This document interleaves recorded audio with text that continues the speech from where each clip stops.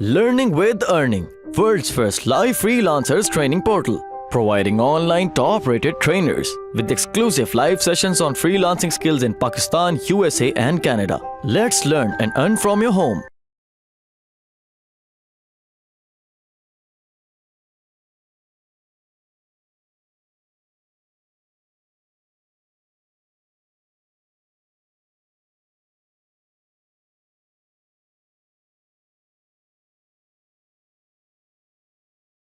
अब डब्ल्यू पे आते हैं कि डब्ल्यू क्या है। अब पी ओ डब्ल्यू हम थर्ड स्टेज पे आ गए कि अब हमने ऑर्गेनाइज कर लिया उसको, उस आउटलाइन को अब हमने लिखना स्टार्ट करना है।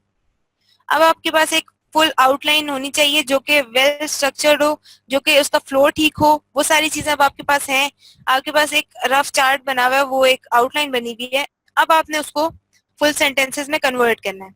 अब आपको ये नहीं होगा कि अब आप जैसे अगर आपने ये सारी चीजें पी और ओ को हटा के डब्ल्यू करने की कोशिश की है, राइट, मतलब आप लिखने लगे हो आप, तो इसमें ये होता है कि अगर आप बगैर आइडियाज लिए लिखना शुरू करोगे ना, तो आपको समझ नहीं आएगी कि आप कौन सी चीज पहले लिख रहे हो, कौन सी बाद में लिख रहे हो, कौन सी पहले होनी चाहिए, कौन सी नहीं होनी चाहिए, और ये वाली चीज इसमें इसका तो ताल्लुक ही नहीं है। फिर आप ये चीज बहुत मिक्सअप कर दोगे, ठीक है। तो आपने सबसे पहले उन दोनों स्टेजेस को करके फॉलो, देन आप इस चीज पे आ रहे हो। अब आपने लिखना शुरू करना है, वो आपके पास एक आउटलाइन। अब आपने सिर्फ ये करना है कि आपने उसको एक फुल सेंटेंसेस में लिख के उसको एक चीज बनानी, लाइक आपके पास ये सारी चीजें हो गई, ठीक है। अब आपने क्या किया, अब ये मैंने वो लेटर खोल लिया है कि जिसमें इस लेटर में मुझे ये सारी चीजें अब कैसे लिखनी है। ये मैंने जस्ट आइडियाज लिखे हैं, उन आइडियाज में से फजूल फालतू चीजें निकाल दी हैं। जी अमरीन न्याज, बिल्कुल। अच्छा, उसके बाद हमने क्या किया है कि बस आप कुछ भी ऐसा कर सकते हैं जिसमें आपको बाद में लिखने में आसानी रहे, आपको कोई भी प्रॉब्लम ना हो, कंफ्यूजन ना हो जब जब भी आप लिखने की कोशिश कर रहे हो, ठीक है। अब मैंने वो लेटर खोल लिया, अब मुझे इसको लिखना है। तो मैंने अब सबसे पहले बॉस का नाम लिख दिया है कि भाई डियर माइक, इस तरह से सीन है कि मैं कार्ला से मेरी मुलाकात हुई है और हम लोगों ने आज ये चीजें डिस्कस की हैं। अब मैंने वो पहली चीज लिखनी शुरू कर दी है। जी रोजीना, जो शॉर्ट होती हैं लाइंस वो ज्यादा बेटर रहती हैं, बहुत लंबी लंबी लाइनों से बहुत अच्छी रहती हैं। शॉर्ट पैराग्राफ, शॉर्ट लाइंस ये बहुत अच्छी रहती है। लाइक ये हम आगे जाके पढ़ेंगे कि ये चीज किस तरह से मतलब कोई भी चीज आपने लिखी है वो कैसे कैची रहेगी किसी भी बंदे जो भी वो पढ़ रहा है, ठीक है। उसमें काफी सारी चीजें आ जाती हैं। उसके बाद ऐसा है कि मैंने ये लेटर लिखना स्टार्ट कर दिया कि मैं कार्ला से, पहले मैंने सिर्फ ये लिखा था कि कार्ला फलानी कंपनी से आई है, और फिर उसके बाद नेक्स्ट पॉइंट डाला था कि कॉन्ट्रैक्ट रिन्यूअल की बात आई थी, ठीक है।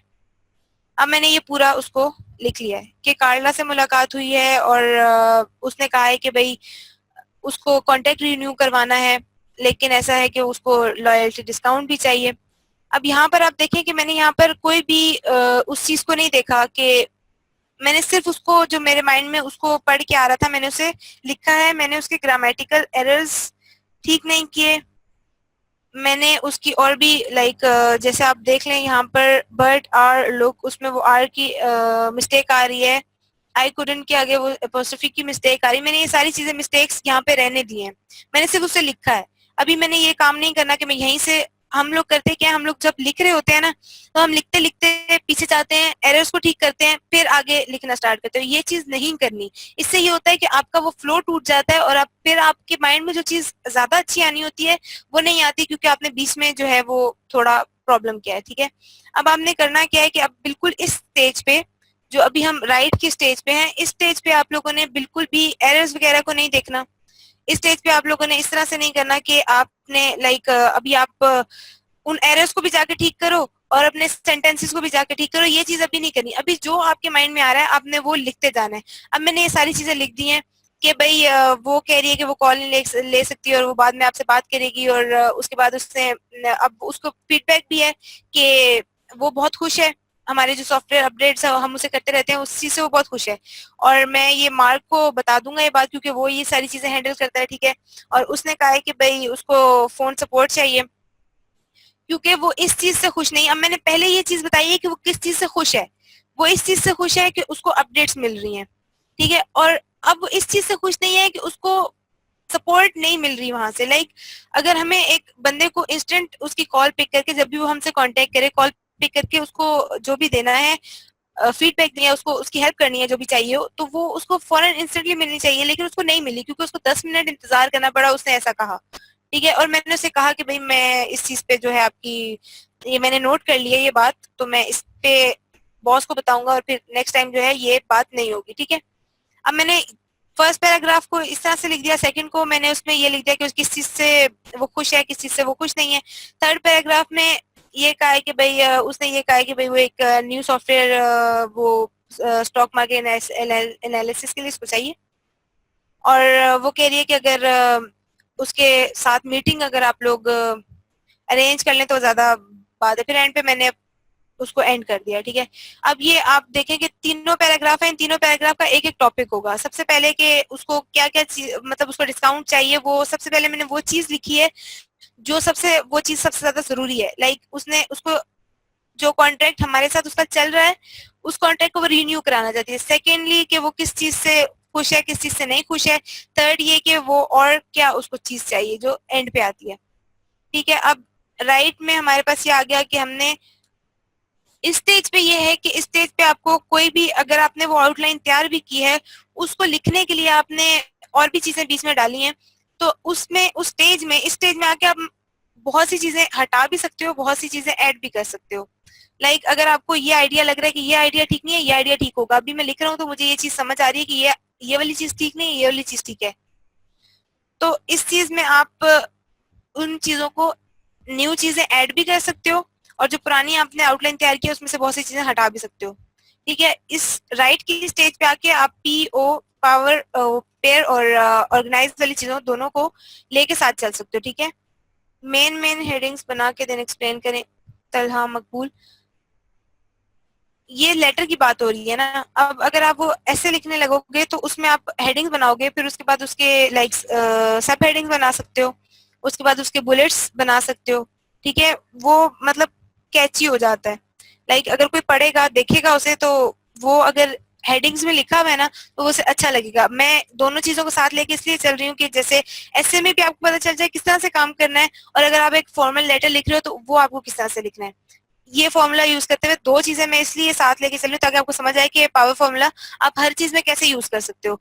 अब ऐसे वाली बात है कि ऐसे हमने लिखा था, उसमें हमने हेडिंग्स ही डाली हुई थी मेन, और उसके बाद फिर उसके बाद उसको एक्सप्लेन किया हुआ था फर्दर। ठीक है, अब इस टाइम पे आपने पैराग्राफ को आपने ये नहीं सोचना कि भाई मैं ये लिख रहा हूँ तो ये पैराग्राफ में कितने डालूं। अब आपने शुरू में लिखने से पहले सोच लिया है कि मुझे 4 पैराग्राफ बनाने चाहिए, 3 पैराग्राफ बनाने चाहिए, ये चीज आपने नहीं करनी। आपने फ्लो में लिखते जाना है। लाइक अगर आप एक पैराग्राफ लेते हो ना, उसको आप लाइक 4 to 5 लाइंस में कर देते हो तो वो सही रहता है। जबकि अगर आप बहुत लंबा, आपने एक समझे कि आप 20 लाइनों का पैराग्राफ डाल दिया तो वो अच्छा नहीं लगता। तो आप शॉर्ट शॉर्ट पैराग्राफ रखें, हर पैराग्राफ का एक अलग से टॉपिक रखें, या अगर आप ऐसे लिख रहे हैं तो आपने एक मेन टॉपिक डाला हुआ है, जैसे वो एक्सरसाइज वाला था, उसमें आपने सबसे पहले डेंजर्स लिखा हुआ है, तो उसमें उस डेंजर्स में आपने जो भी चीजें डाली हुई है ना, वो आपको समझ आ रही है कि आपने इस पूरी उस चीज को एक हेडिंग दी हुई है ऊपर डेंजर्स की, उसमें आप जितने भी पैराग्राफ करेंगे तो वो एक ही टॉपिक फॉलो कर रहे हैं। ठीक है, तो आपने उस चीज को इस तरह से लेके चलना है, और कोई चीज लिख रहे हैं तो आपने उसको उस तरह से लेके चलना है। ठीक है, अब वो चीज डिपेंड करती है कि आपके पैराग्राफ कितने बनेंगे, कि आप क्या चीज जो है वो लिख रहे हो। ठीक है, आपके कितने पैराग्राफ बनेंगे। आपने उस इंफॉर्मेशन के बारे में सोचें जो आप मतलब किसी भी रीडर को देना चाह रहे हो, आपका बॉस है, या आप किसी के लिए आर्टिकल लिख रहे हो, या आप कोई प्रोडक्ट रिव्यू लिख रहे हो, जो भी चीज है आपको उस हिसाब से वो इंफॉर्मेशन डालनी है अपने पैराग्राफ में। ठीक है, एक पैराग्राफ एक सिंगल यूनिट ऑफ इंफॉर्मेशन में आपको बता चुकी हूँ। एक टॉपिक होना चाहिए एक पैराग्राफ में, अगर आपका एक मेन हेडिंग आपने नहीं दी हुई। और उसके बाद ऐसा है कि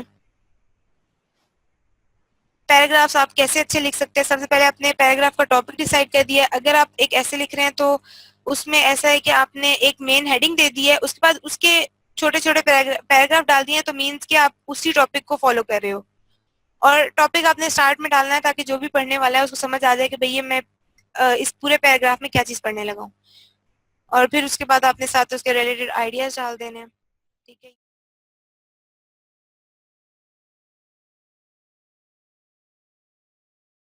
उम्मीद करती हूँ स्टूडेंट्स आपको आज का टॉपिक भी समझ आया होगा। जो चीज़ें आपने समझी हैं वो नोट्स की फॉर्म में भी अवेलेबल है। मेक श्योर आप ये वीडियो को बार बार रिप्ले करें जब तक आपके जहनों में डाउट्स क्लियर नहीं हो जाते। अगर आपके जहनों में फिर भी कोई क्वेश्चन, क्यूरीज, कोई प्रॉब्लम आपको दरपेश आ रही है तो आप गूगल और यूट्यूब भी यूज़ कर सकते हैं उसे सॉल्व करने के लिए, उसका सोल्यूशन निकालने के लिए। अगर उसके बाद भी आपकी प्रॉब्लम या आपकी डिफिकल्टी सॉल्व नहीं होती तो आप हमें लर्निंग विद अर्निंग के पेज पे भी इनबॉक्स कर सकते हैं। उसके अलावा आप हमारी ऑनलाइन सपोर्ट से भी रब्ता कर सकते हैं। मेक श्योर कि आपको एक टॉपिक क्लियर हो, उसके बाद ही आप नेक्स्ट टॉपिक पे मूव करें। आप हमारा ऑनलाइन क्विज क्लियर करें, आप हमारा ऑनलाइन टेस्ट क्लियर करें, उसके बाद आपको एक सर्टिफिकेट अलॉट किया जाएगा। उसके बाद ही आप नेक्स्ट टॉपिक पे मूव कर सकते हैं। अल्लाह हाफ़िज़।